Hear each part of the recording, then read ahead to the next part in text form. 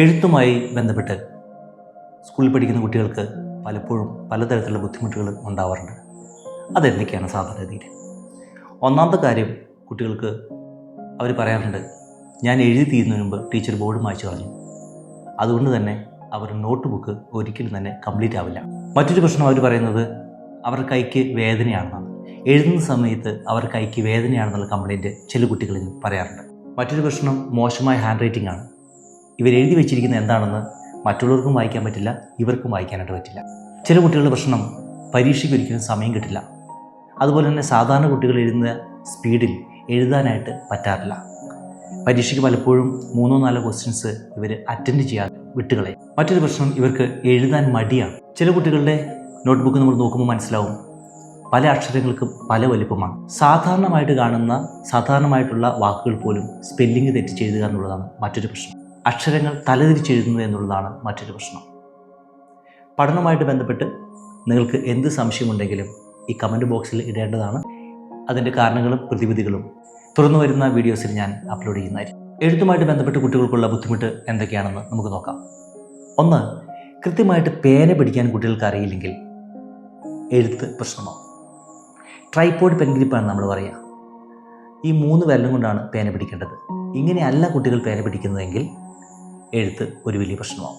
Fine motor skills കൃത്യമായിട്ട് develop ചെയ്തിട്ടില്ലെങ്കിൽ എഴുത്തൊരു പ്രശ്നമാവും. എന്ന് പറഞ്ഞാൽ ഈ ചെറിയ മസിൽസ് ഉപയോഗിച്ചാണ് നമ്മൾ എഴുതുന്നത്. ഇത് കൃത്യമായിട്ട് ഡെവലപ്പ് ചെയ്തിട്ടില്ലെങ്കിൽ, അവരുടെ കുഞ്ഞുങ്ങളുടെ കൈവിരലുകൾ കൃത്യമായിട്ട് ഡെവലപ്പ് ചെയ്തിട്ടില്ലെങ്കിൽ എഴുത്ത് ബുദ്ധിമുട്ടാവും. അക്ഷരങ്ങൾ കൃത്യമായിട്ട് അറിയത്തില്ലെങ്കിൽ എഴുത്ത് ബുദ്ധിമുട്ടാവും. ബുക്കിൽ നിന്നും ബോർഡിൽ നിന്നും നോക്കി എഴുതുന്ന സമയത്ത് ഇത് ഏത് അക്ഷരമാണെന്ന് കൃത്യമായിട്ട് കുട്ടികൾക്ക് മനസ്സിലാകുന്നില്ലെങ്കിൽ എഴുതുമ്പോൾ അതിൽ തെറ്റുപറ്റും. അതുകൊണ്ട് തന്നെ ചില അക്ഷരങ്ങൾ നോട്ട് ബുക്കിൽ ഉണ്ടാവില്ല, ചില സെൻറ്റൻസ് പോലും അങ്ങനെ തന്നെ ഉണ്ടാവില്ല. ഡയറക്ഷൻ ഓഫ് ലെറ്റേഴ്സ് അറിയത്തില്ലെങ്കിലും പ്രശ്നമുണ്ടാവും. എന്ന് പറഞ്ഞാൽ ഒരു അക്ഷരം എവിടെ നിന്ന് തുടങ്ങി എവിടേക്കാണ് എഴുതേണ്ടതെന്ന് കൃത്യമായിട്ട് അറിയത്തില്ലെങ്കിൽ എഴുത്തിന് ബുദ്ധിമുട്ടുണ്ടാവും. അറ്റൻഷൻ പ്രോബ്ലം, ശ്രദ്ധക്കുറവുള്ള കുട്ടികൾക്ക് എഴുതാൻ ബുദ്ധിമുട്ടുണ്ടാവും.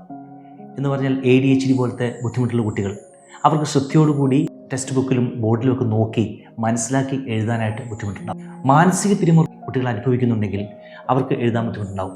ഇവർ മിക്കവാറും തെറ്റുപറ്റിക്കുന്നതുകൊണ്ട് മാതാപിതാക്കളും അധ്യാപകരും ഇവരെ വഴക്കുപറയൊക്കെ ചെയ്യാറുണ്ട്. അതുകൊണ്ട് തന്നെ തെറ്റുമോ എന്നുള്ള ഉള്ളതുകൊണ്ട് തന്നെ കൂടുതൽ തെറ്റാനുള്ള സാധ്യതയുണ്ട്. കണ്ണിൻ്റെ കാഴ്ചക്കുറവ് ഒരു പ്രധാന പ്രശ്നമാണ്. കണ്ണിൻ്റെ കാഴ്ച കൃത്യമായിട്ടുണ്ടെന്ന് ഉറപ്പുവരുത്തുക. മറ്റൊരു പ്രധാന പ്രശ്നം, ഇടതുകൈ പാങ്ങുള്ള കുട്ടിയെ കൊണ്ട് നിർബന്ധിച്ച് വലതുകൈ എഴുതിക്കാൻ ശ്രമിച്ചാൽ എഴുത്തിന് ബുദ്ധിമുട്ടുണ്ടാവും. ഇത്തരം കാര്യങ്ങളൊക്കെയാണ് സാധാരണഗതിയിൽ എഴുത്തുമായിട്ട് ബന്ധപ്പെട്ട് കുട്ടികൾക്കുണ്ടാവാറുള്ളത്. ഈ പ്രശ്നങ്ങൾക്ക് പരിഹരിച്ചാൽ തന്നെ സാധാരണഗതിയിൽ കുട്ടികൾക്ക് നന്നായിട്ട് എഴുതാനായിട്ട് പറ്റും. ഇത്രയും പരിഹരിച്ചതിന് ശേഷവും നിങ്ങൾക്ക് ബുദ്ധിമുട്ട് തോന്നുകയാണെങ്കിൽ തീർച്ചയായിട്ടും നിങ്ങളൊരു സ്പെഷ്യലിസ്റ്റിനെ കാണേണ്ടതാണ്. നമ്മുടെ കുട്ടികൾ നന്നായിട്ട് പഠിക്കട്ടെ, അവർ മിടുക്കരാവട്ടെ. മറ്റൊരു വീഡിയോയുമായി ഇനിയും കാണാം. Thank you.